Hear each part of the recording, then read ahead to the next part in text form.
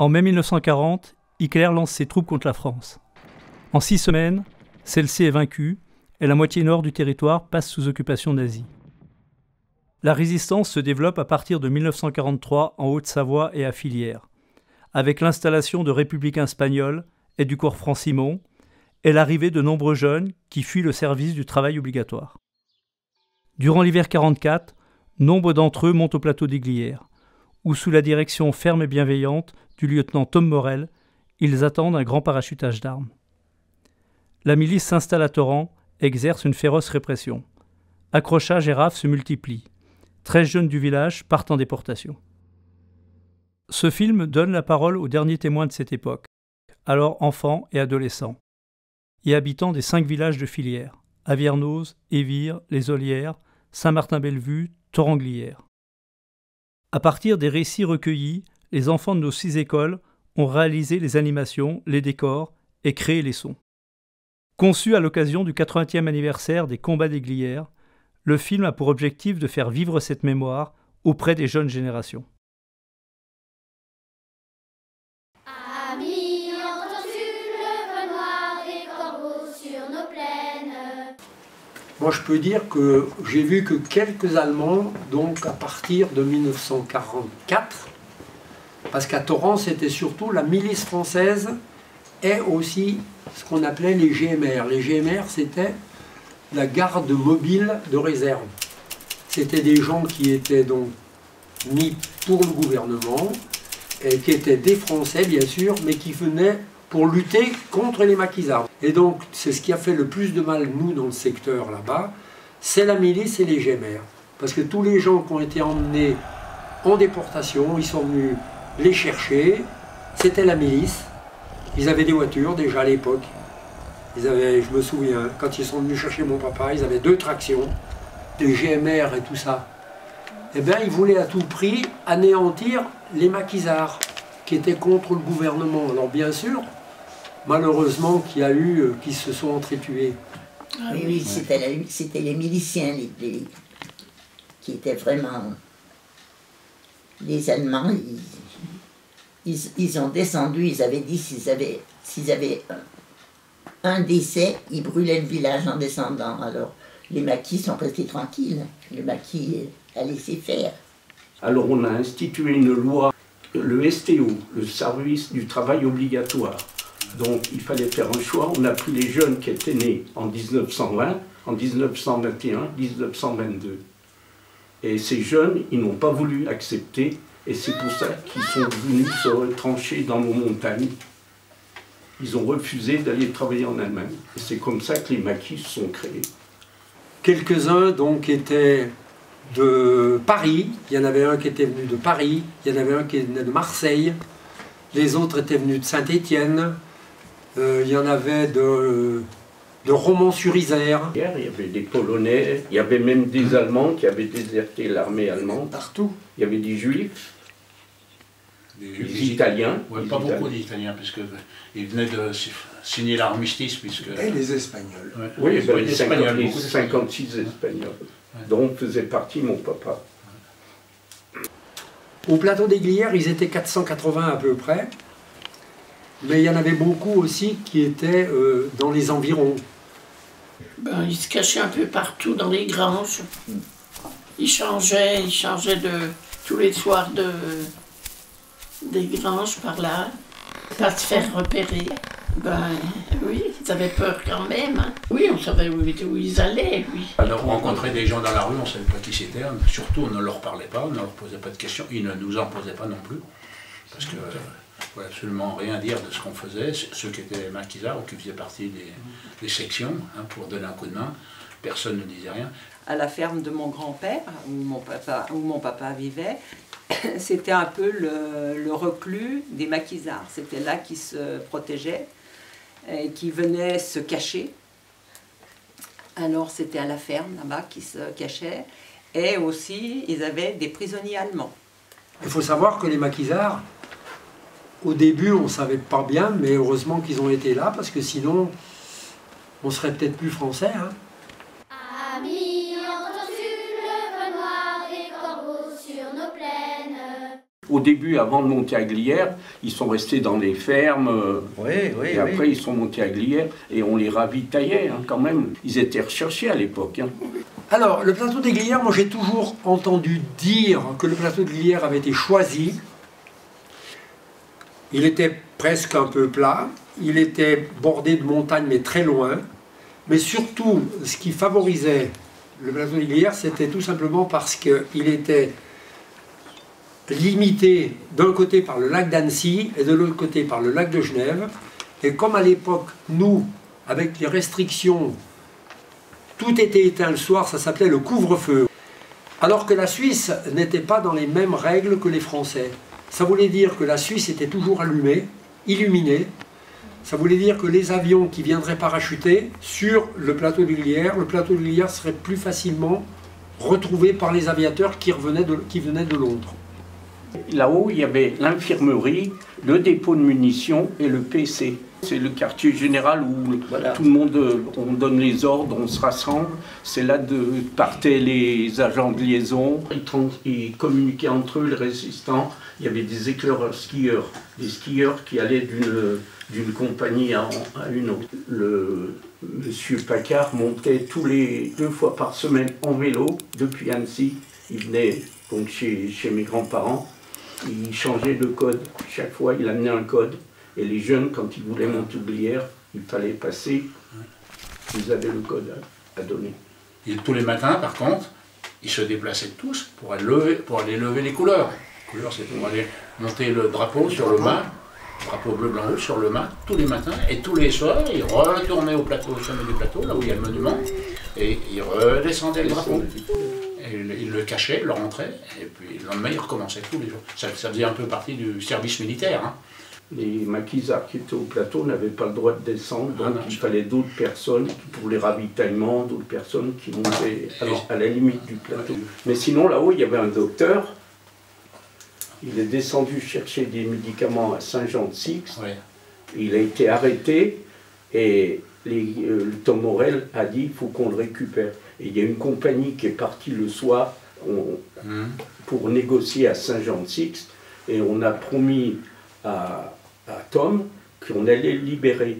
Et Tom, l'équipe, ils ont récupéré 70 GMR qu'ils ont fait prisonniers. Où ça a été le plus dur pour eux, c'est à partir du 19 mars jusqu'au 27. Tous les chalets avaient été bombardés, donc ils n'avaient plus d'abri. Voilà. Alors ils allaient dans la forêt, dans les grottes. Ce qui s'est passé au plateau, je crois qu'on peut tirer un grand coup de chapeau à Tom Morel. C'est lui qui a suivi ces hommes. Je crois que tous les jours, il allait rendre visite à des compagnies. Tous les jours, tous les jours. Amis, entends-tu le vent noir des corbeaux sur nos plaines? De toute façon, on mangeait ce qu'il y avait dans la ferme, c'est-à-dire tous les produits de la ferme. On élevait beaucoup d'animaux. On avait par exemple des canards, des poules, des lapins, des oies. On élevait un cochon. On faisait beaucoup de jardins, beaucoup de conserves. On cultivait du blé pour avoir de la farine, pour faire le pain. On vivait presque rien qu'avec les affaires, tout ce qui était cultivé à la ferme. Il a fallu se remettre à ensemencer, par exemple, du colza pour faire de l'huile, à planter du chanvre pour faire de la toile et puis des côtes. Et du lin. Non, nous, on n'a pas souffert de la faim. En ville, les gens ont eu faim, ils avaient des tickets pour aller, pour pouvoir manger. Que nous, à la campagne, tout le monde faisait son jardin, faisait du blé pour pouvoir pour les poules et puis faire le pain. Et puis faire le pain. Voilà, ils faisaient leur farine, ils faisaient leur pain. Pendant la guerre, il y avait des cartes d'alimentation. Il fallait répertorier dans un petit village, il fallait répertorier sur un cahier toutes les familles qui habitaient dans le village. Ils allaient à l'épicerie quand il y avait de quoi les servir, parce que quelquefois ils venaient pour chercher des pâtes, et bien il n'y avait pas de pâtes. On avait des vaches, on soignait nos bêtes, On portait le lait à la fruitière, qui était au village, là, 2 fois par jour. On allait aux courses à Torrent, à pied. On avait des laissez-passer, on avait des contrôles à pierre taillée. Ah oui. Oui. On avait le couvre-feu à 7 heures. Les Allemands nous allumaient avec des projecteurs tout le long de la route pour voir si on était rentré à 7 heures. Ben, il fallait bien faire, il fallait bien soigner les bêtes. On faisait notre travail comme on devait. Mais il y avait des rayons là où ils mettaient 2 seaux d'eau parce qu'il n'y avait pas l'eau. Hein. Il y avait des seaux. Oui, on n'avait pas l'eau à la cuisine. On allait au bassin. Non, il y avait des seaux là. Ah, il y avait 2 seaux là. Oui. Pas partout, dans chaque ferme, il y avait un bassin. L'eau qui venait de la montagne. On dansait. On dansait dans les maisons. Dans les maisons. Alors il y avait quelqu'un qui se mettait, quand on allait danser surtout, on descendait en bas de l'école. Alors là, on voyait arriver les phares depuis Torrent. Alors à ce moment-là, il fallait éteindre les lumières, tout. Mais on éteignait. Ça n'allait pas trop mal. On s'amusait comme ça. Une ferme, c'était quoi? Une cuisine, 2 chambres, une pour les parents, une pour les enfants. Qu'on soit 6 ou 7, on était 7 dans la même chambre, hein, faut pas rêver. Hein. Il y avait les grands-parents, il y avait les parents, les enfants. Il y avait plusieurs générations dans la ferme. Pour s'habiller. D'abord, on mettait le linge, et il y avait le linge des plus grands. Il l'avait à moitié usé, nous on finissait le linge. On n'avait pas acheté tous les jours un t-shirt, une paire de baskets ou autre, ça n'existait pas ça. Hein. Donc on utilisait le linge des grands frères et des grandes sœurs, première chose. Et puis il y avait aussi des couturières qui retaillaient dans les vestes ou les pantalons de nos parents. Un pantalon, moi, le premier pantalon que j'ai eu, il a été retaillé par une couturière locale. Mais la toilette, c'était 1 fois par semaine. Sur la table de la cuisine, une bassine. Dans les bassines rondes, là, un baquet. Le baquet. On mettait debout dans le baquet, puis On faisait chauffer de l'eau, on mettait de l'eau froide avec pour que ça soit tiède.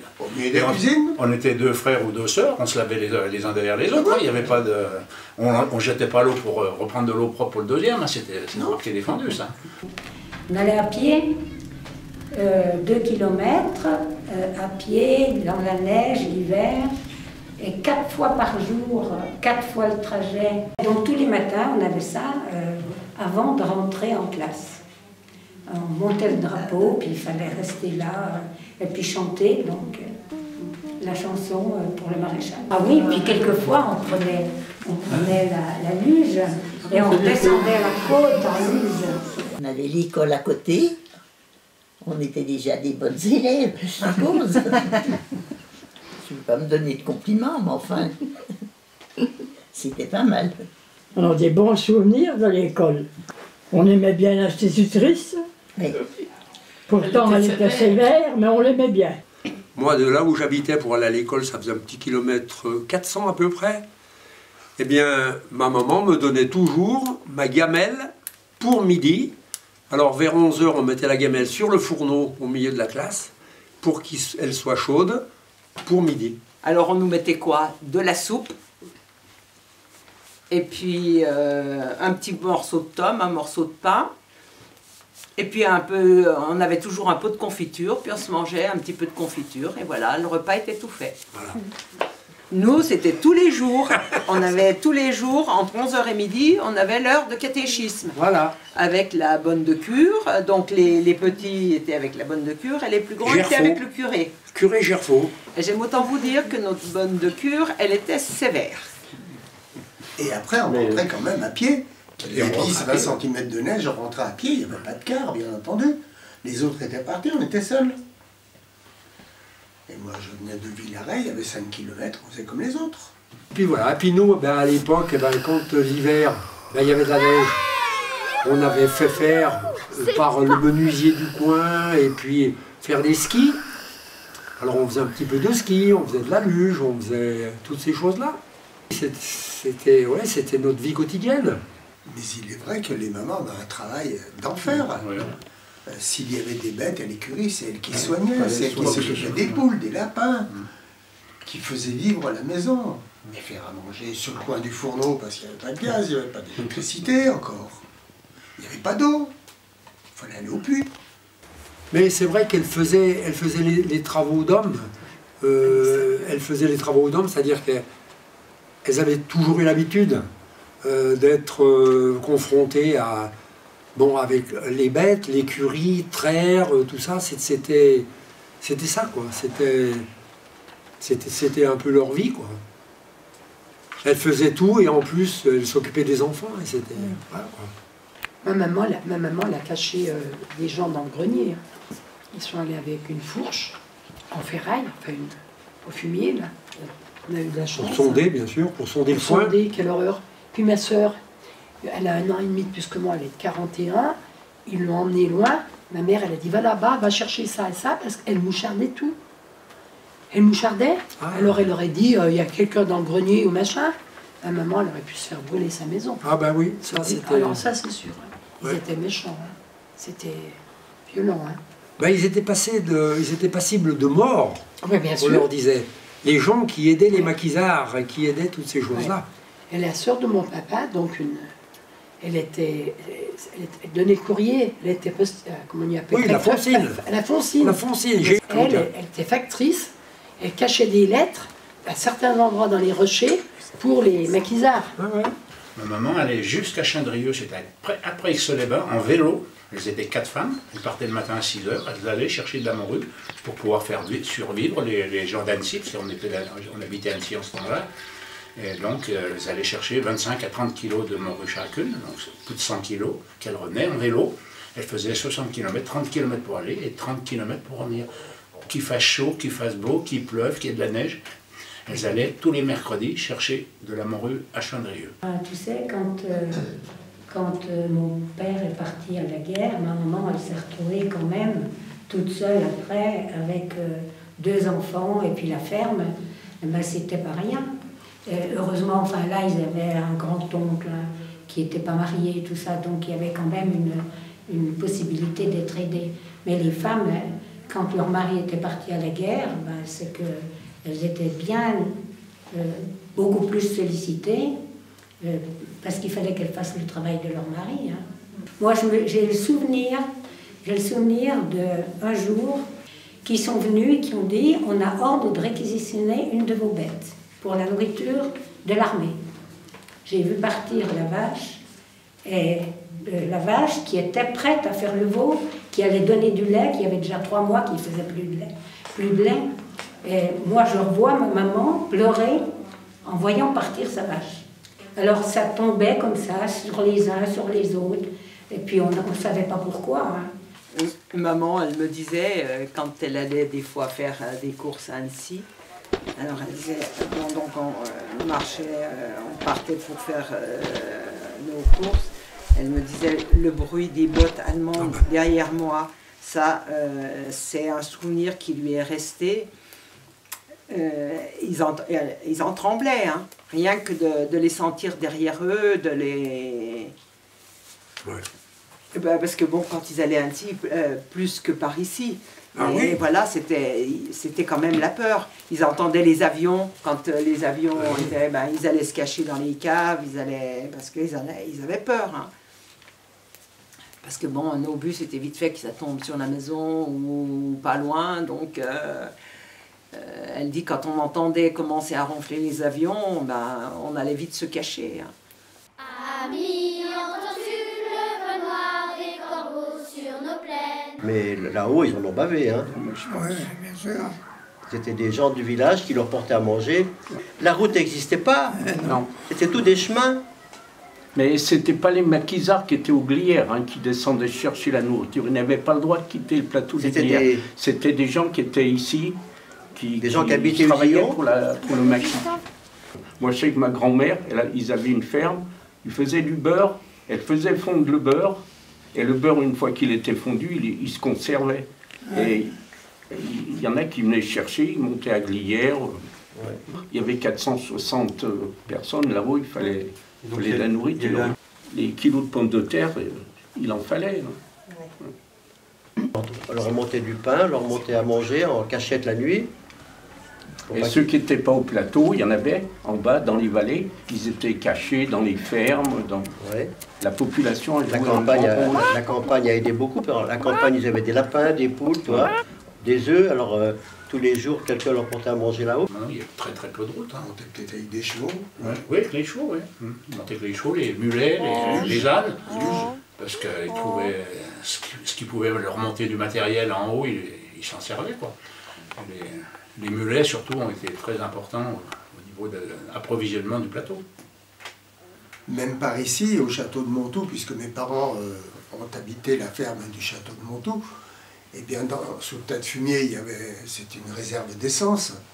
Dans le fenil, il y avait des tenues, des armes, des cigarettes, il y avait tout. Mais c'était des relais de maquisards, ça. Et à même titre, je vois mon papa qui travaillait à l'usine de Vauvray, il avait un camion avec lequel il pouvait rentrer tous les soirs. Mais ces camions marchaient au bois. On appelait ça des gazogènes. Alors c'était très intéressant parce qu'il fallait du bois. Donc dans le camion, on le remplissait de bois, on le remplissait de fascines. Mais là-dessous, on cachait n'importe quoi. Dessous, il y avait toutes sortes de nourriture qui étaient cachées. Tous les transports qu'il a fait avec son camion pour aller jusqu'à Usillon. L'automne, après les moissons, il faisait le tour des paysans du coin. Il ramassait le soir une demi-douzaine de sacs de blé qu'il emmenait chez Corajou pour faire la farine, et tout ça dans la nuit. Et au matin, ils allaient à la boulangerie Curzia qui faisait le pain. Donc c'était tout du système débrouille, mais il fallait le faire, il ne fallait pas se faire prendre. Voilà. Et les femmes avaient aussi un autre travail. Elles s'occupaient peut-être de vêtements, elles s'occupaient peut-être de nourriture, elles s'occupaient... ils étaient bien ravitaillés un peu là-haut. Il y en a qui étaient enrôlés par les maquisards. On allait apporter des plis, des messages, allait apporter toutes sortes de choses. Hein. Parce que les hommes ne pouvant pas passer, supposant qu'ils étaient tous des maquisards, est-ce que les femmes se promenaient en vélo ou à pied, et puis elles allaient porter des messages à des lieux bien précis. Elles allaient sur Annecy, remontaient dans les communes environnantes, en vélo. Ici, sur le bord du Tchou, il y avait un hôtel-restaurant qui s'appelait Chez Lyonnais. Eh bien, là, c'était le PC, le poste de commandement des maquisards. Ils apportaient les messages ici, bien souvent. Il fallait que ça soit apporté incognito, c'est-à-dire qu'il ne faut pas que personne ne sache où c'est qu'ils allaient. Des femmes, si, il y a quand même Madame Saunier, il y a les deux sœurs Périès, c'était des femmes qui étaient dans la résistance. Il y avait Laurette Gillard, là. Au risque de se faire attraper avec des messages, elle travaillait pour les maquisards, elle travaillait pour les groupes de maquisards, elle allait voir les chefs pour leur donner les instructions, recevoir des informations qu'elle ramenait aux maquisards dans leur coin, parce que c'était bien souvent les femmes du coin qui allaient. Il y en avait, par exemple, à Torrent, il y en avait de l'autre côté à Doussard, il fallait qu'elles viennent toutes à Annecy pour apporter... Puis il y avait aussi Madame Brousse qui travaillait à la préfecture, qui faisait des fausses cartes d'identité. Madame Brousse, elle aussi était une fausse maquisarde, comme on dit, parce qu'elle faisait les fausses cartes d'identité aux jeunes maquisards, un peu à tout le monde, tous ceux qui en avaient besoin. Hein. Amis, entends-tu le vent noir des corbeaux sur nos plaines? Parce qu'après Glières, tous ces jeunes ont rejoint leur maquis d'origine, parce que les maquis étaient déjà formés avant de monter à Glières. Et c'était pour armer toutes ces maquis. Ça allait jusqu'à Thonon, toute la Haute-Savoie. Ben, les parachutes, c'était les parachutes d'armes, de médicaments. Les parachutages se faisaient la nuit au clair de lune. Donc il devait y avoir un premier parachutage le 8 février, et ce soir-là, il faisait très mauvais temps. Donc ça a été reporté à la prochaine lune, un mois après, donc le 10 mars. Et là, je crois qu'ils ont parachuté une dizaine, quand même, pas mal de... Oui, une dizaine de tonnes. Il était assez important. Et ils les ont mis dans un chalet qui s'appelait l'Armurerie. Oui, et quand les Allemands sont venus et qu'ils ont bombardé le plateau, eh bien c'est le premier chalet qu'ils ont bombardé, c'est celui-là. Ils savaient que... Donc il y avait bien des espions qui devaient se promener sur le plateau, parce que les Allemands savaient qu'il y avait des armes qui étaient cachées dans ce chalet. C'était l'Armurerie du plateau des Glières. Et là, tout a explosé. Il y avait pratiquement plus de munitions. Les munitions, les fusils, ils étaient dans les chalets, mais les munitions, ils étaient dans ce fameux chalet. Et il y avait pratiquement plus de munitions pour se servir des fusils.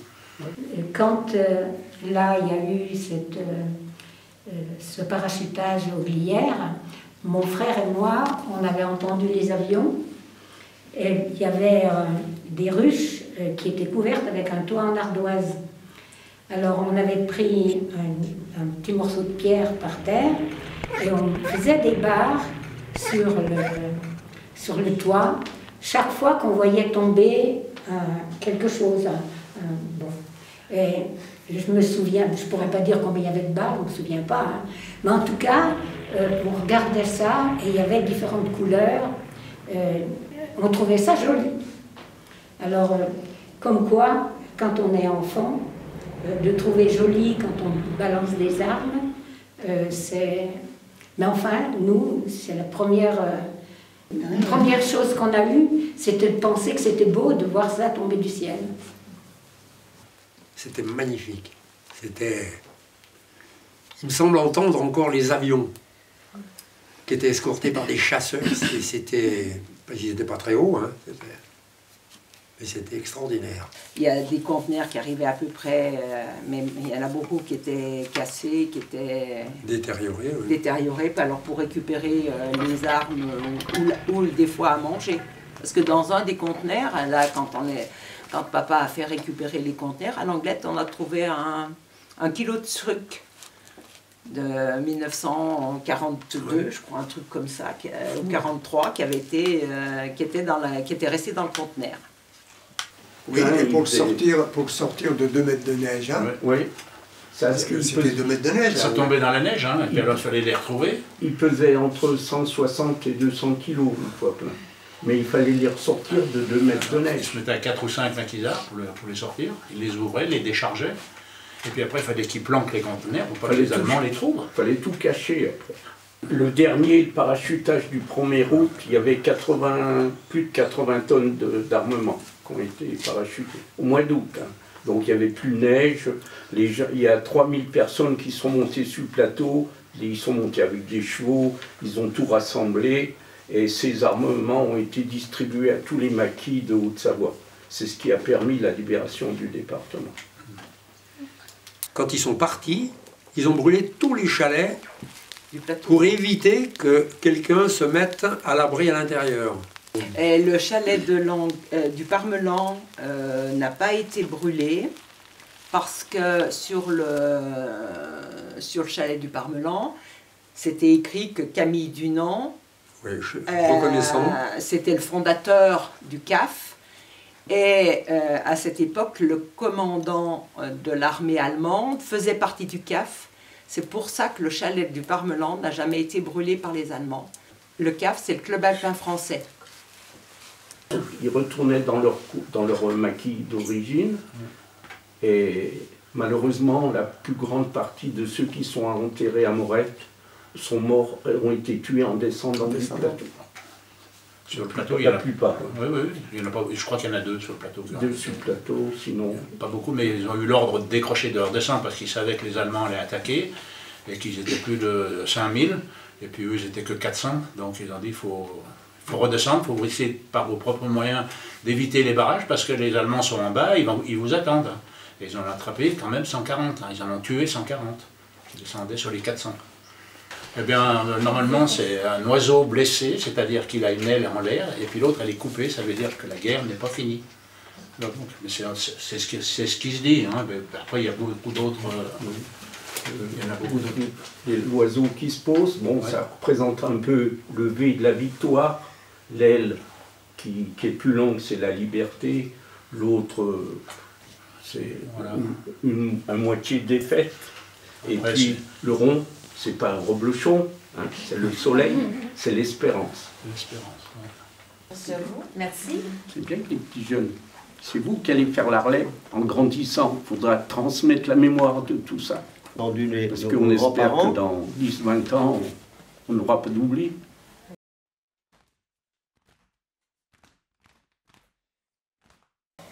Ce qu'on espère, c'est qu'il n'y en aura plus de guerre. Voilà, c'est ça. qu'il faut qu'on dise. Hein? Et que je pense qu'il faut d'abord à l'école, qu'il y ait déjà une gentillesse entre vous. Hein? C'est la première des choses. De rester les plus gentils possibles, parce que maintenant on se rend compte qu'il y a encore beaucoup de méchants. Hein. Faites comme nous, essayez de rester dans le droit chemin, hein, et puis de choisir, faire le bon choix, bien entendu, parce que c'est pas évident.